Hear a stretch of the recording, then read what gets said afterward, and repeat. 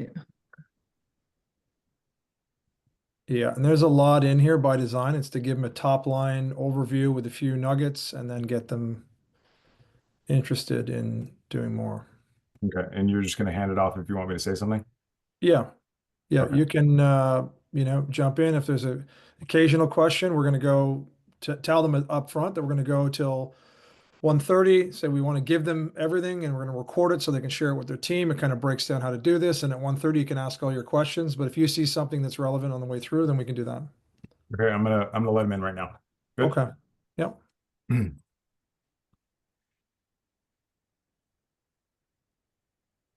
All right, what's up, y'all? Thank you guys for showing up. We're going to start in about 2 minutes. We very much appreciate your time and want to make sure that we're getting started on time. We have a tight 30-minute presentation, so we're going to start. We're going to finish up at about 1:30 Eastern time, and then we're going to open it up for questions. But Elizabeth, Keith, Mike, we appreciate you guys for showing up. If you wouldn't mind putting in the chat, let us know where you're coming from. We'd love to hear where you guys are in the world. I'm in New York City. Sean and Allie are in Annapolis. Where are you guys from? All right, Pittsburgh. All right, Madison. Awesome. Oh, Mike, I was looking at your place, State Line. That place looks awesome. Okay, you guys know each other. That's so cool. All right, we're gonna start in 1 minute. Again, we appreciate you guys being here on time. We very much value your time, so we're gonna start right at 1. We're gonna record all this so we can send you a replay so you can share with your staff. We really look forward to this one. This is the culmination of a year of work, and we're going to have a tight 30 minutes for you, starting in about 30 seconds.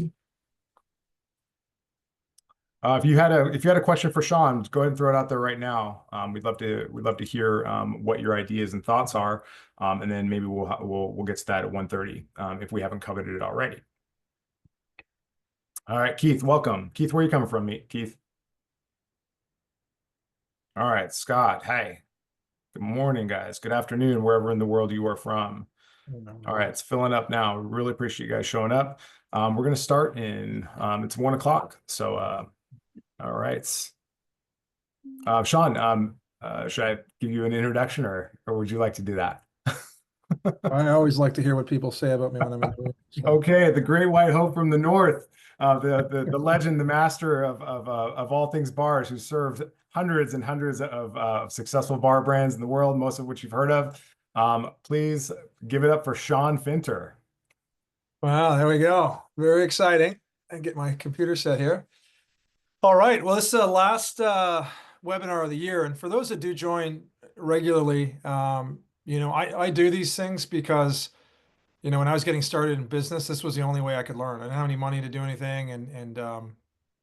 I really learned a lot from generous people sharing good ideas. So I hope you guys get a lot from this. I try to put in, a formula, try to give you the tools. And at the end, if there's things that you heard that you want, that you need, just know, we give a lot of stuff away because we get paid for implementation. And if I have something that's useful to you or your team, I'm going to share that with you. All right. So induction. Oh, first up, coming up to the holidays here. What the hell was with movies a little while ago? Allie and I watched Bad Santa, our first holiday movie the other night, and I tell you what, how inappropriate. I was gonna get my daughters to watch it with me. Like, it's shocking. Uh, you know, Today everyone seems so sensitive. You couldn't get away with this. I was absolutely floored. It was funny, but wow. Yeah, little Canadian boy on his lap there. Billy Bob Thornton. What a movie. So today, guys, as Jason said, put your questions in the chat. And if something pops up that Jason wants to weave in, we're going to do that. If not, we're going to drive hard till for 28 minutes because I got a lot to share with you. So staff induction has been a favorite of mine, and it's what really enabled my career, my entrepreneurship. I learned from some of the best, working first with Hard Rock and then for a consulting company in London. Why bother with staff induction, right? You guys are all running businesses. Many of you haven't spent much time on it. 3 reasons. Most of us suck at hiring. I don't care how good you are, you still hire the wrong people sometimes. Secondly, A players, they really want to work for a company that invests in their team. And if you look at the Navy SEALs compared to the U.S. Navy SEALs get like 100 times more applicants, yet they're 1% 1% of 1% of the size, right? People want to challenge. Great people want to challenge. B players, maybe not so much, and C players couldn't give a shit. But that's why a lot of you have C players on your team, because you haven't invested in the right place in your business to attract those people. And then thirdly, what I know about induction programs is the first 100 days determine what happens in your business for the rest of their time with you. So if you get that right, you get a major incentive. You get a major momentum boost out of that.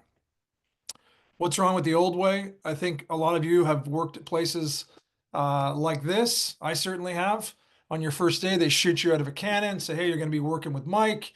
That's Sarah over there. She'll help you when you catch fire. These are the customers. Go at it." It is a terrible way to run a business. And when I was in that position of being shot out of the cannon, it's a terrible way to spend your day, to live your life. So I just think that there's better ways to do things. Add to that, we as an industry give our lowest trained, lowest paid people the most influence over our business.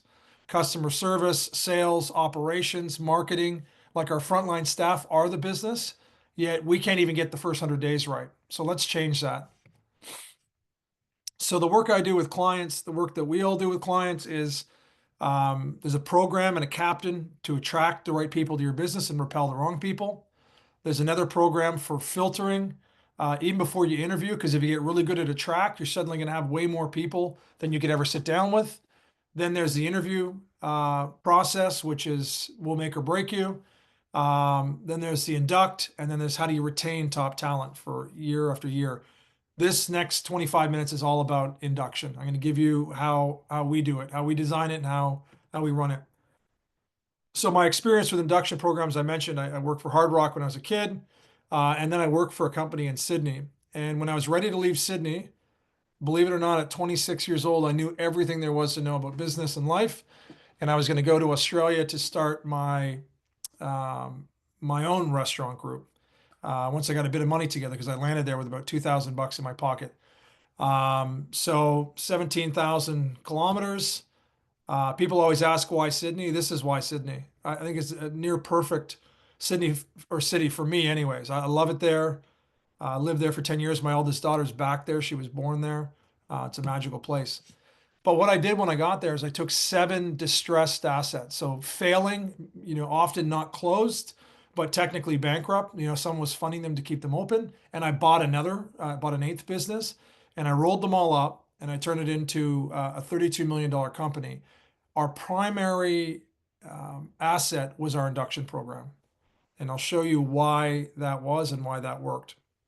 So first off, induction covers everything, right? Like cleaning your beer lines, there's a better way to teach people how to do it and to bring them to a level of excellence way faster than you are right now. But I'm going to talk specifically today with my examples about hospitality, because it's the hardest thing to induct. So first off, you really need to decide what hospitality means to you. To me, it means how a guest feels about themselves while they're in my company, right? That's a very difficult thing to train. How does another adult feel about themselves? Do they feel seen? Do they feel valued? Do they feel important? Do they feel engaged? Do they feel entertained? Right? It's a very tough thing to do, but it's entirely possible. And when you do it right, you push the margins, and it's that discretional effort that you're going to get, right? Most businesses never get this discretional effort because they screw up the 100-day induction. And I believe it's why 8 of 10 bars and restaurants fail. I've eaten at places that have a beautiful fit out, great food and drink, and they're out of business within 18 months because, that 1/3 hospitality they don't get right. So I'm going to show you how to get it right. First off, it's important to frame that, we put a lot of pressure on the frontline staff. We also assign a lot of blame when it fails. In my experience, you've got 3 different groups of people that come together to create hospitality. The ownership group has to do their work. The management team has to manage and lead, and the staff have to execute, right? When I go into businesses, people complain about the frontline staff and what they're doing with the guest, right? But when we zoom out, I realized that the work hasn't been done from the ownership. So you never had any chance of getting the staff to execute at a high level. And I'm going to show you that work here in a second. So just remember that hospitality is in the agency of others, right? I don't care how much you know about hospitality or how long you've been in bars and restaurants if you're not serving me. I only give a shit about what the 22-year-old you send over to my table or the 28-year-old who's serving me at the bar knows and can execute on, right? That's what determines whether you succeed or fail. People get too tied up in how long you've been in the industry, how much you know. No one gives a shit. It's your ability to transfer that knowledge to others and have them execute during peak hours, which is really, really difficult. So why is that? We're trying to transfer a feeling, right? Somebody had an idea for this brand for your bar. How is it going to be different than everywhere else? And then we've got to get a GM on board, the leadership on board, the leader on duty, frontline staff. We got to get that to a guest. We got to measure it and get it back again. That's how professional hospitality companies operate. They look at the chain and the cycle and figure out where the pinch is, right? Like pinching a pipe. If one of these groups isn't playing their part, that's what you've got to fix. All right, so let me take you into the design aspect of a kick-ass induction program. So number one, we've got to start with the end in mind, right? We have to decide what is the purpose of our induction program besides the obvious, right? Besides, well, we know stuff and we're going to get staff to know stuff. Okay, so for me, typically, and this isn't always with clients, it's just a general guideline.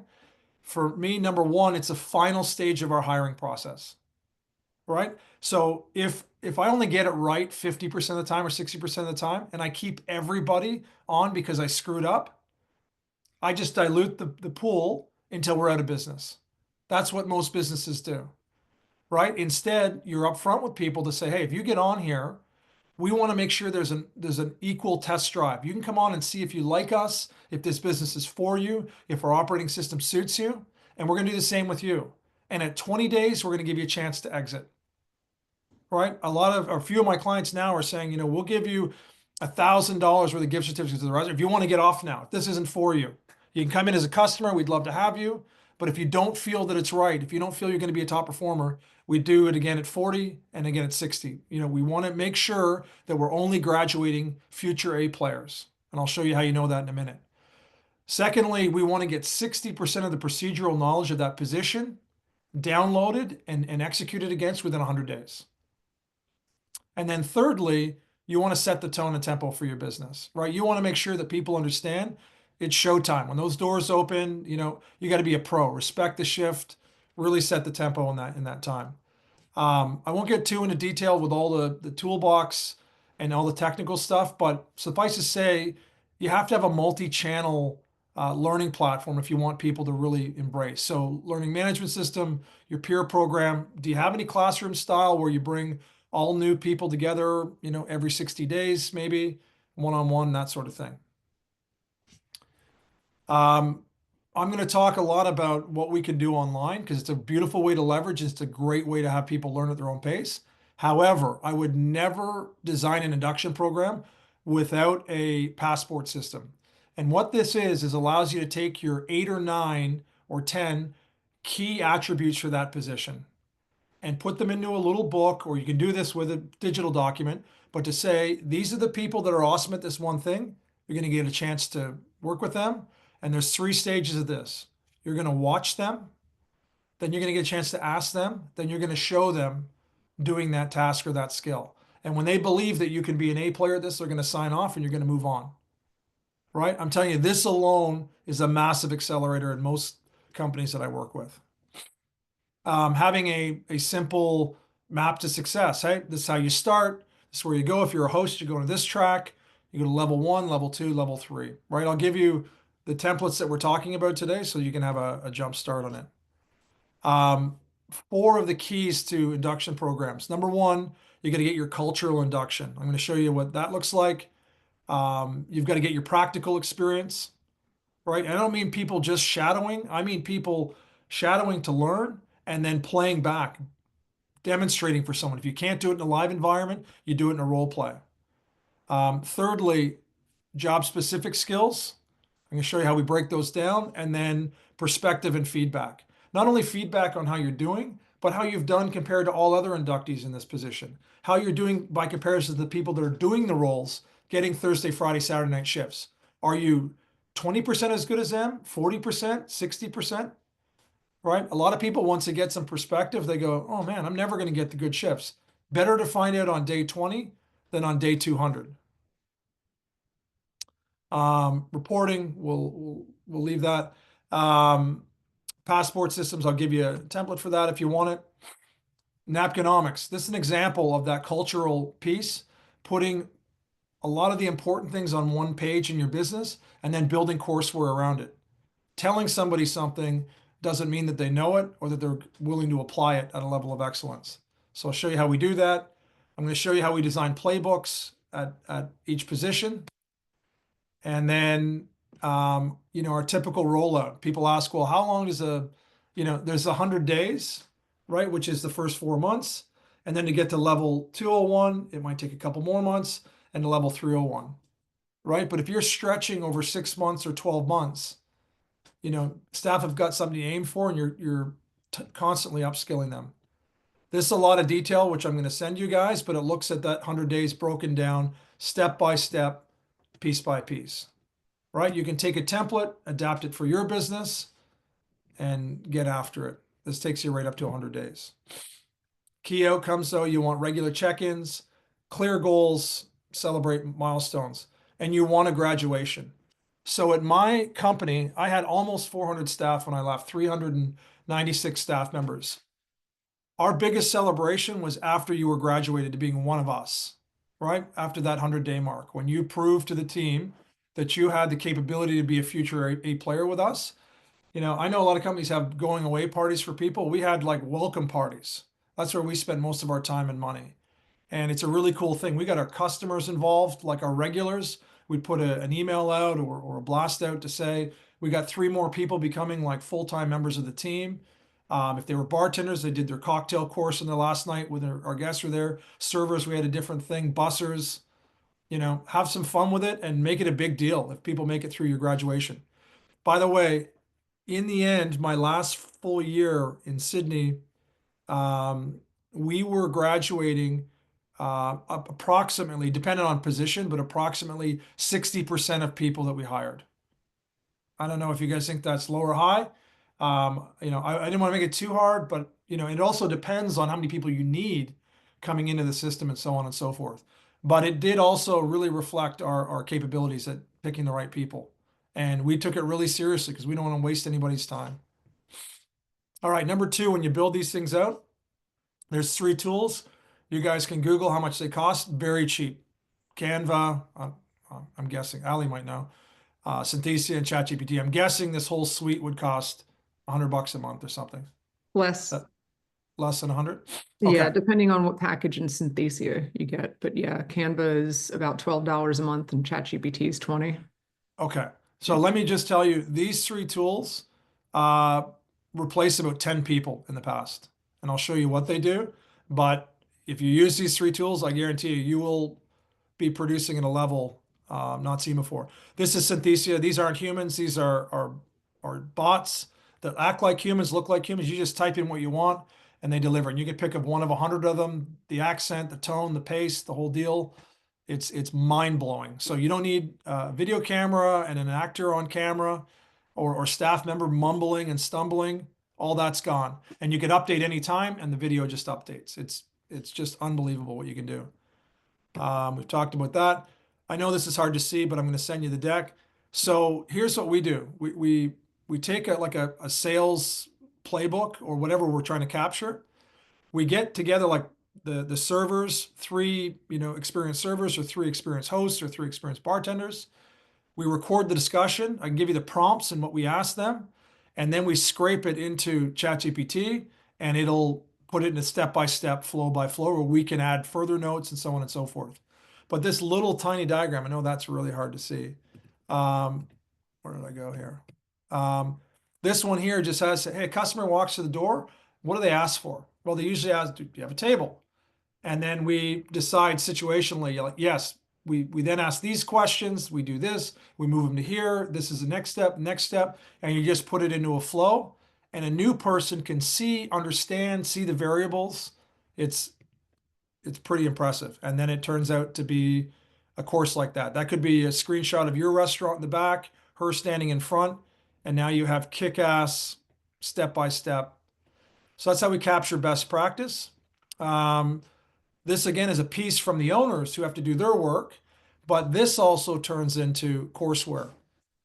So let's say you're putting your brand in the hands of a 22-year-old, which a lot of you do.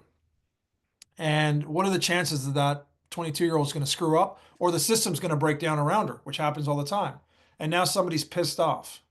Well, that person has the power to take to social media to punish you, to beat you on social media. And that person has never been really trained on how to diffuse an angry 45-year-old, right? So let's say we do our work and break it down into best practice, 5 steps. Well, that's one step. Then from there, we say, hey, we're going to turn this into a course. We're going to look at some of the nuances. Well, what if someone's just mildly disappointed? They're at level 1. Well, what does that mean? Here are the characteristics. Here's an example. Here's a response. Here's what you're empowered to do about it at your level. What if they're frustrated? What if they're annoyed? What if they're angry? What if they're hostile? These are all very different things. Don't give away the whole check on someone who's just mildly disappointed. Don't run away from a table when someone's annoyed with you, right? Here's what we want you to do. Then we break it down step by step. We talk to the staff. What do you actually do? How does that work? What do you recommend? We put all that together and we turn these into very simple step-by-step courses. I wish I had this when I was a 19-year-old bartender, right? Hard Rock had a nice paper manual, but there's only so much you can learn from that. I didn't get the benefit. You know, I work with people that have been there 10 years. I didn't get their benefit, right? I just got head office. So this is a way that we can grab that. Here's the coolest thing. One client that I'm working with right now, when we're putting together the material, I said, what's the native language of all your staff? 8 languages, right? You just click a button and it's all those courses are in that language. So you have people that learn in Spanish, Russian, whatever. New Jersey, I don't know if anyone's been there. It sounds like a totally different language when you go up there. Yeah, no. Okay, finally here, then we're going to add 3 dimensions to this, right? Because hospitality is 3-dimensional. Most training material is 1-dimensional. And what I mean by this is that we're going to now put ourselves inside the business. I walk in the front door and I'm at the host stand, right? That's a touch point. And I'm going to design the whole situation. I go to the bar, another touch point, table, the management interaction. What do you want them to do? You know, my management team, I said, guys, we have 16 to 18 hours a week of prime time, all hands on deck. Put away your fucking computer. Don't go talk to your partner in the back. Be there blowing away guests. Interact with them, take it to the next level. We had 10 different playbooks for management to interact with the staff or to interact with guests, to take them to the next level. Merch stand, whatever. And then the host stand on the way out. And we're going to assign a captain to each of these so we can build these out and then monitor it. So then we look at the variables. Again, each of those, I know this is a lot to look at, but you've all got a wall in your business. You can all buy Post-it notes. A square Post-it note means it's binary. If this is asked, it's yes or no. It's this or that. A diamond, and by the way, you just turn it on its side. A diamond could have 5 variables. These are the variables you can pick from. And then we can role play that, do it with each other, step by step by step by step. Okay? Then we put it into the system, we design it, we put it in, and then someone can drive through the business and see what we're trying to do. These circumstantial playbooks, very simple example here, but I'm at your host stand. Somebody comes to the door. I have been taught how to ask their familiarity with the business without offending them. What do I mean by that? Some people say, oh, have you been here before? And they're like, fuck, dude, I've been coming here since day one. Who are you? You know, it's a weird encounter. So we teach them the language to find out. And it could often start with, hey, I'm new here, right? How many, are you from the neighborhood? Are you, we figure out that language. But the thing we're trying to get the staff to do is to, 1, figure out, are they first-time semi-regular or super regulars? And on the y-axis, are they approaching with low energy, medium energy, or high energy? Why is that important? Well, 2 people coming in from a funeral do not want to be greeted by a jackass at the door with 10 out of 10 energy, right? So we tell the staff, rate, right? 2 out of 10 energy, mirror, and then elevate, right? We want to get them up 2 levels. We don't have a hope of bringing people at 2 out of 10 up to 10 out of 10, but we do have a chance of getting them from 2 to 3 or to 4. And inside of each of these, there's a playbook. There's things that we know that are best practice that we want you to do. Do this, then that, then this, then that. Right? And that's how you win. That's how you transfer 7 years of best practice into a new person and download that into 100 days and give them experience on the floor learning to do this. It's why when I flew to Sydney, I outperformed national groups. I kicked their ass because I was good at this. I could take my hospitality playbook, download it into people, and get them to perform at that level. And then, of course, graduating levels, right? Get everyone up to a certain level, then say, hey, we're going to add 2 things on top of everything we already do, and then a couple more things. And then a phased rollout. Here's the final piece before we open up for questions. And this is a game changer. For any of you that have a pretty good induction program, add the passport and add this, you go from pretty good to world class. Okay, so now we're going to get a mystery shopper program in place. Mystery shopper programs, again, I've used companies before. I've never had great success with a company. I'd sooner design my own, which I have, and I can share with you. How do we get our friends, our neighbors, a few people involved and get the program going? And then we build it to the next level, or we invite some really cool regular customers that want to have a $100 meal or $200 meal from time to time, or a $50 bar spend. But we set it up so that it's on their phone. Our playbooks are downloaded in there. Remember we said to the staff, it's A or B, or it's one of these 3 options. Now they have that, and it's prompting them next. They go through the host stand. Did this happen? Did that happen? And you've been to a restaurant now. Half the restaurant, you know, the people that are there hate each other, so they're all on the phone talking to people they like, right? So now they're like incognito in your restaurant, and they can just be on their phone, or they can have their experience, go out to the car or go home and fill it out that way. So let's say I'm at that host stand, right? And there were 10 things that should have happened. And in this example, only 7 happened. Now I have those videos that can go to the host who failed to do these things and say, hey, congratulations on the 7 you did right. I need you to watch this again and do this, because we can't have this happen again. We need you to do these things. Number 1, super important. Here's why it's so important. Now watch the video. Now do it, right? And it's the best coaching tool you're ever going to have. And then at the end, you decide on the info flow. You know, you've got your reporting, and it goes to, if you have a shift captain who is running that day, if it goes to the GM, wherever you want. But we tell them what we want to see. We let them show us how it works and what they're going to do. And then we measure it, and then we coach them. And we appreciate the whole time that hospitality is really friggin' hard. It's really hard. And people are going to get it wrong a lot of the time. You have to be an awesome coach. But you also have to realize when a person's not getting it, or because they're wired that way or they don't want to do it. And then you got to cut bait at that point. But for the most part, we can bring people along really quickly if we have clear expectations, best practice captured, we measure what they're actually doing, and then coach them on that, and then rinse and repeat. So just a more elaborate. And so remember, you do your job, your leaders that run your floor do their job, your staff do their job, and you have an excellent chance of being world-class at hospitality and outperforming any business, right? I can tell you less than 1% of businesses even think about this sort of stuff, let alone try to do it. I know that was a lot, but we are ready for Q&A. I can drill down anything you like or answer any questions, but this is it, folks. This is how you take your business to a whole new level. So Sean, there's one in the, yep, Elizabeth just answered it. Scott was asking, he was having trouble seeing the screen. What was the staff training video app? And that is Synthesia. Elizabeth, you get a prize. Don't have one for you, but if I did, you'd get one. Right. Other questions? All right. Actually, there was one, I have a couple that were DM'd to me. So if you guys have questions, you could throw them into the chat. But one was, how long does it take to actually record, since we're talking about Synthesia? How long does it take to record a video in Synthesia? So you don't record a video in Synthesia. You just type, you put your text in there, and it creates a video for you. So, and just to elaborate a little bit more on that, once it creates the video, why we have Canva up here is because we take it from Synthesia, put it into Canva, and that's where we do a lot of the editing.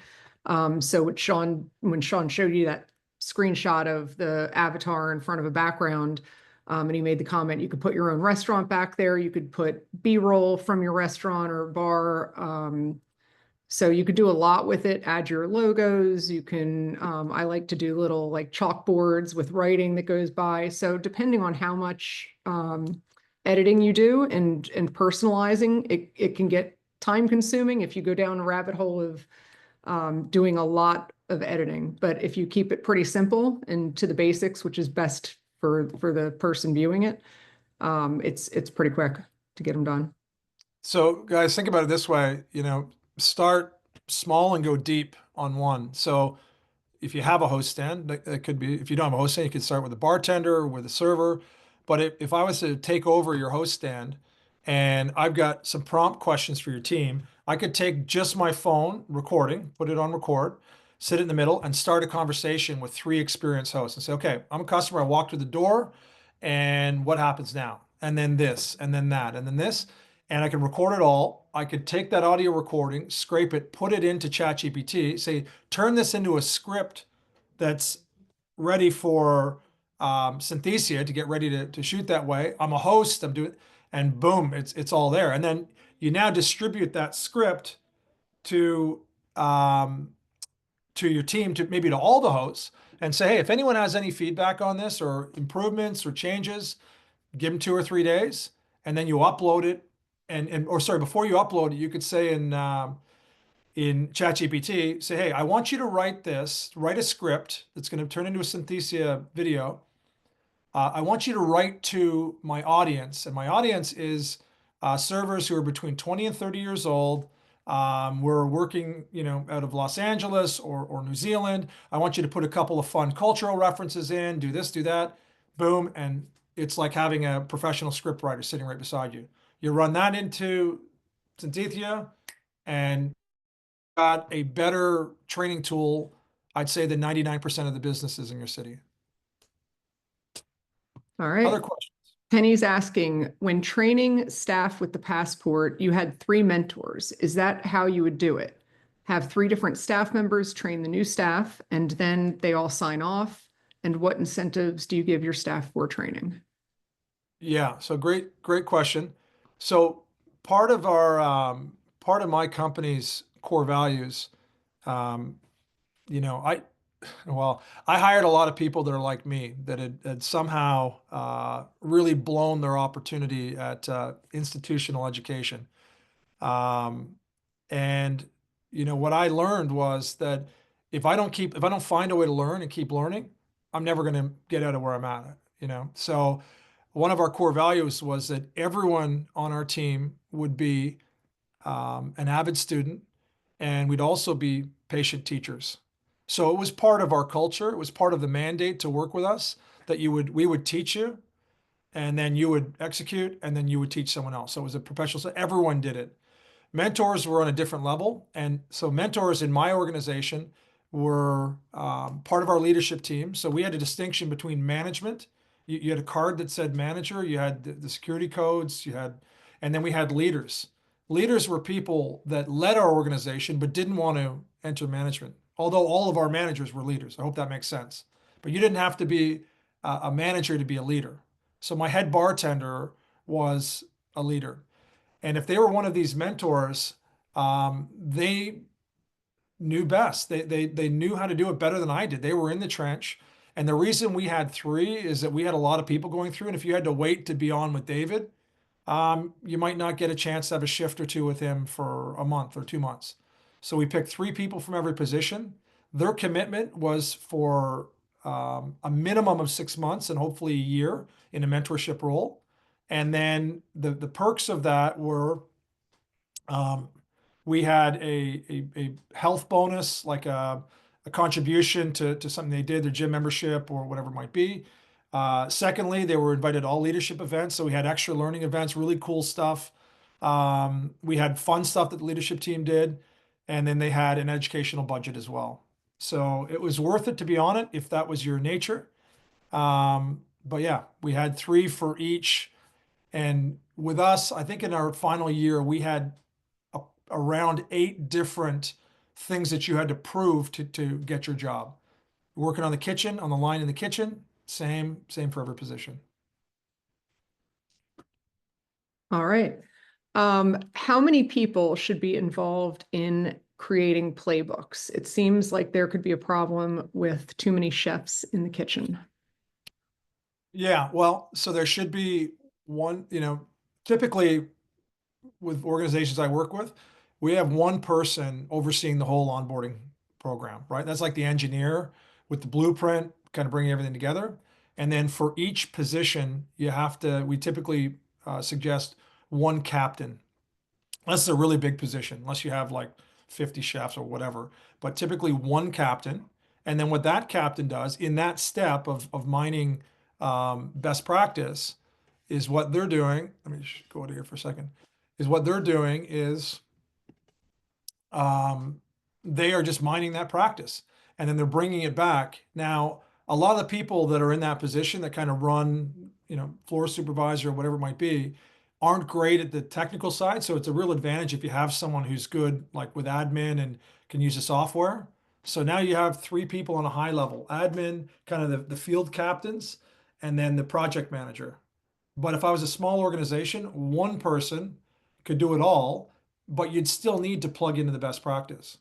Like, if you take nothing away from today, realize there is best practice happening in your business and you probably don't know it. You don't know all the nuances in a way that's going to help someone learn quickly. So tap into it, celebrate your people, gather all that up, put it forward, test it, keep refining it, and you'll get it.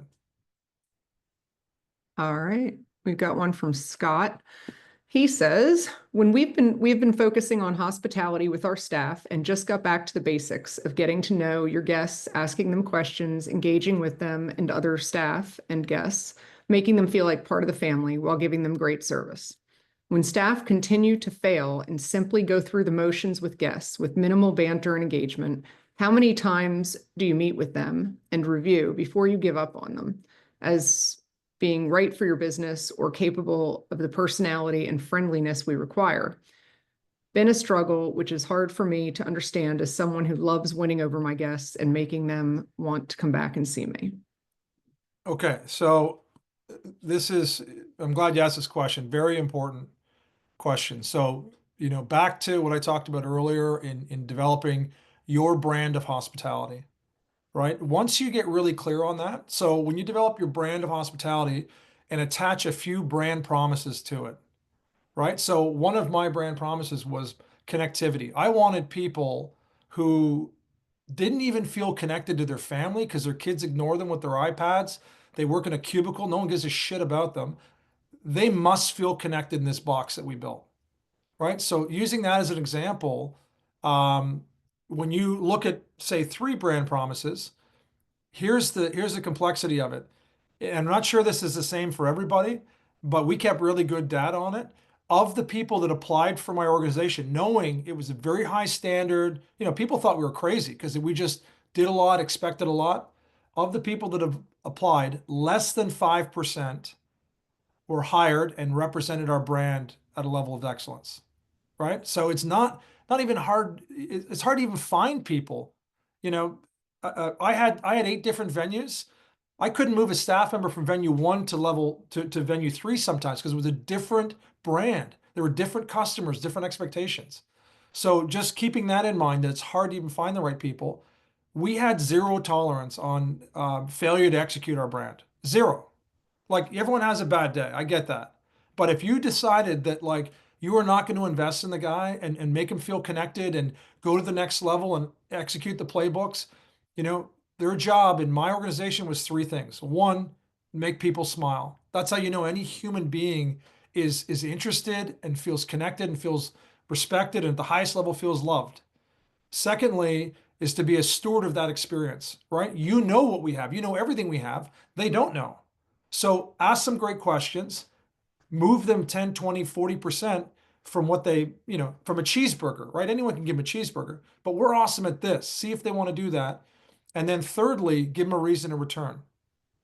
Most businesses don't do the third thing at all, right? I don't know about you. Have you ever got your check before and felt like a terrible first date was over? Like everyone's fucking running for the exits? No one wants to talk to you anymore. They got your money, and that just told you everything you need to know about that business, right? And I don't believe there are bad staff. I just believe there's weak management, right? If you have that happening consistently, you just don't have strong management. Or maybe that's your brand. Maybe you should have a pulley that your chair just falls through the floor when you're done and you flush people. But whatever your brand is, you have to execute. And you can't go in tomorrow, chop everyone, but I'd say start getting pretty aggressive about, taking it seriously in what we do for a living. People give us two of their most valuable assets, their money and their time, right? I take that very seriously, especially knowing they had 200 other options than wandering through my doors. So if I can't field a team of people that delivers on my brand promises, my theory was I should get out of business. I should take it seriously, make sure they take it seriously, get really fucking good at it, and then have fun with it. And you'll crush the competition. Gary put a comment in here asking, can we teach passion? Gary Crunkleton.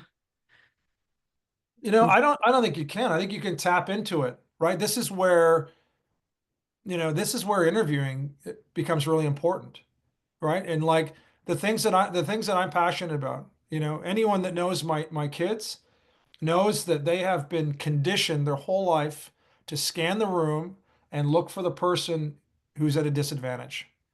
I have received countless calls from teachers who say, we had a military transfer come in, this kid midstream, and your daughter asked to have her seat reassigned to sit beside them, sat beside them like that's part of who we are. So my businesses were like that, right? People usually gravitate to the cool kids in the restaurants and bars. My team, like, let's bring everyone to that level. And the people that need more love, let's give them more love. So if I was interviewing for that and I told them that's important, I'd say, give me an example of you doing that in your life, right? If Freud's right, and I think he might have been, that the cake is baked at about 12 years old, right? So if that's the case and you have no history, now you're 22 years old, so you've had 10 years to demonstrate that what's important to me is important to you. And I'm not saying that I'm right. And I'm not saying that you're wrong. We just might not be meant to work together. Right? So there's something we call TORC during the interview process. And TORC stands for threat of reference check. And when I look at the critical things, let's say it was that in lifting up people that were put down. And I wanted to see that in my business on a regular basis. And I asked somebody about that. And then I say to them, so at this venue here, the general manager you said was Sarah Miller. Who did you really report to on the bar? Who was that person? And they'd say, oh, that was Mike Smith. I said, okay, I just jot that down in my notes. And then when I asked them the question about lifting people up, and I would say, hey, if I called Mike Smith, would he tell me a couple stories about you doing that? And he'd go, oh, well, Mike Smith. We didn't always see eye to eye on things, and whatever he tells you about the fight wasn't my fault. You know what I mean? People only put on references the people they golf with or go to the mall with, right? Total bullshit. They're friends. But you find out who else worked with them and then attach the things that are meaningful to you, and you'll find out if they are truly passionate. Now, on the odd occasion, you have people that have never had a chance to lean into their passion, right? You might do things that are rare that they want to be a part of, and you can feel that too. But I'd rather tap into passion than try to teach a grown person to be passionate. Sorry, getting myself off mute. Elizabeth, if I ruin this question, please chime in. But I think what she's asking is, how does management rate the level of service during busy times? Is that accurate? There's a difference when you have a little bit more time to really take care of the guests. Yeah. And then there are times, which it happens, where we all get crushed. I mean, and I feel that's a playbook in itself. So how do you rate those, in a way, two different experiences? You're getting crushed, you got to make things happen, but still hit a level of service. That's a great question. How would you recommend rating that different experience off the air? Yeah, that's a great question. So let me show you something here. And this is this is massive. Oh, can we see it? Where's the, did I miss it, Ali? Oh, here it is. Okay, so see this sheet here? This, in my mind, is 80% of what people need to know to create hospitality, right? So it's something I developed years ago in London. It's what allowed me to come into Sydney. You'll see down here this iron triangle. So we have only two different modes in hospitality and in the bar and restaurant business: peak hours and off-peak hours. Staff say, well, what is peak?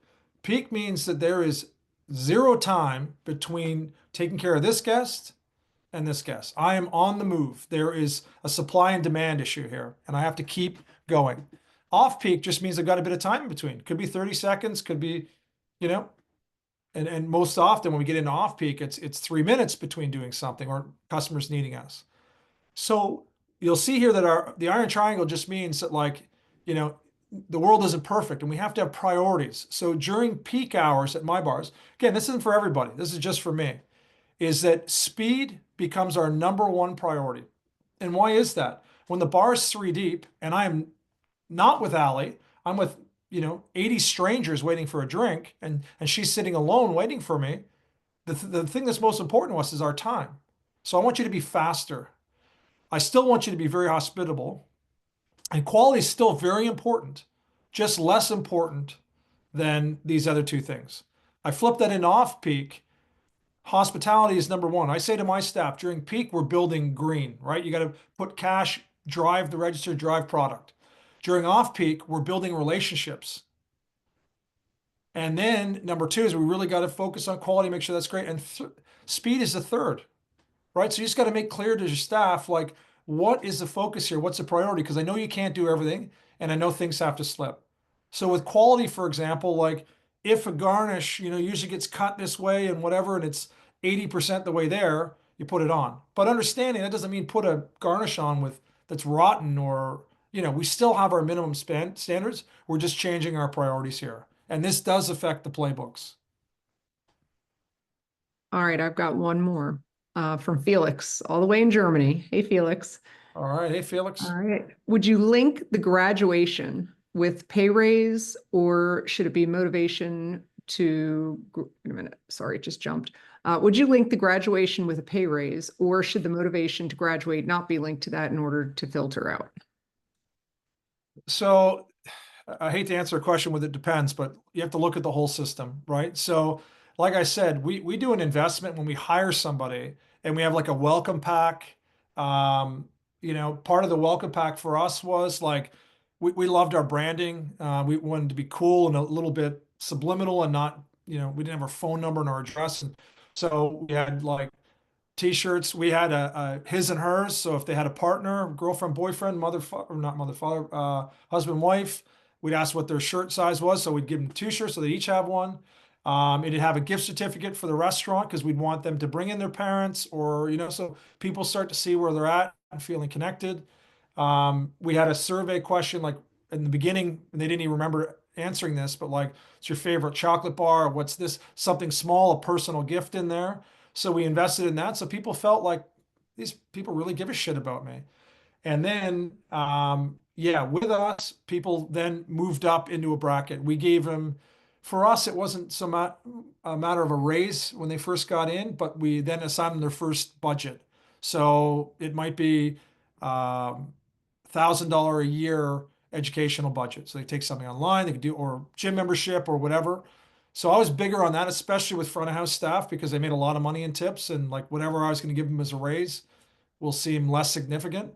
Again, different horses for different courses, very different in the back of house. So yeah, when people graduated there, we did different things for them. But at each level, the pace, I'll give you an example of the back of house. We had about 120 people that worked in my kitchens. A lot of them were from Thailand. And, one day I was in the kitchen, noticed like, man, these guys have the worst footwear I've ever seen, like just broken down. And one guy had like half his sole was coming off. And I said, dude, someone's going to get hurt. And when I asked them why they don't have proper footwear, in hindsight, it would seem obvious, it's very expensive. And one guy said, Sean, for the price of a good pair of boots, I could buy all of my kids new shoes, and they're always going to win, right? I'm going to do that. So when you graduated with us, we bought you an industrial pair of Blundstone boots, which were back then about $160. And you got a new pair of Blundstones every year with us on your thing. Unless you told us you didn't need it, your boots are in still good shape, then you got something else. But that's the sort of thing, like, low cost comparatively, high impact, and really letting people know you give a shit about their well-being. You give a shit that they selected you to work with you, and that you're going to ask a lot of them, but you're going to try to give as much as you could back to them. All right, Allie, have we All right. covered? We are on time. Couple things. Everybody is going to get this entire presentation. We're going to send out the recording to everybody that's on it. Sean is very generous with the things that he says. We're going to send you this, we're going to send you that. And we try and keep a list of everything that he's saying. But if there's something that he mentioned that we don't send out, please just email us and say, hey, raise your hand and say, I could use some help. So if there's a part of this that you do want more help with, let us know. And that's a good segue right into this. We are in the process of curating our 2025 coaching group. So we're going to put together about 50 awesome operators from around the globe. We are currently doing calls, inducting people into it. And if you are interested, what we're going to be doing, I think there's another slide that says the 3 sprints that we're doing for 2025. So it's all stuff that's been talked about in this, and then obviously beyond that with speed and efficiency. So we'll be tackling all of this as a group this coming year.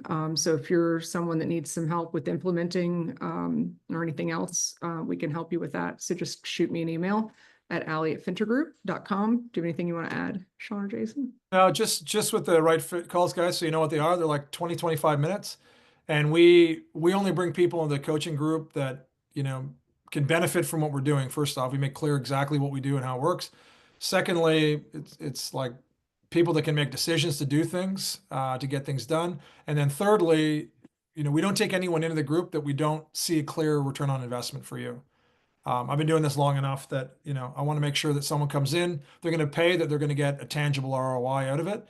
And if we don't see that, we don't take people on, because what's the point? Better off to find a coach or a program that is better suited for you. Well, and also there's a new part of what we're doing this year is having both leadership and owners involved. So it's not just on the owners and it's not just on the leadership. So we're going to have 2 different kinds of tracks that both groups will go down to basically accomplish the same goal at the end. So there's guaranteed success, and it's not just dumped on 1 or 2 people. All right, we got it, Allie? All right, that's it. Thank you, everybody. Okay, guys. Yeah, we'll talk to you in the new year, unless we talk to you before then. Have a great Great holiday. holiday, everyone. Bye-bye.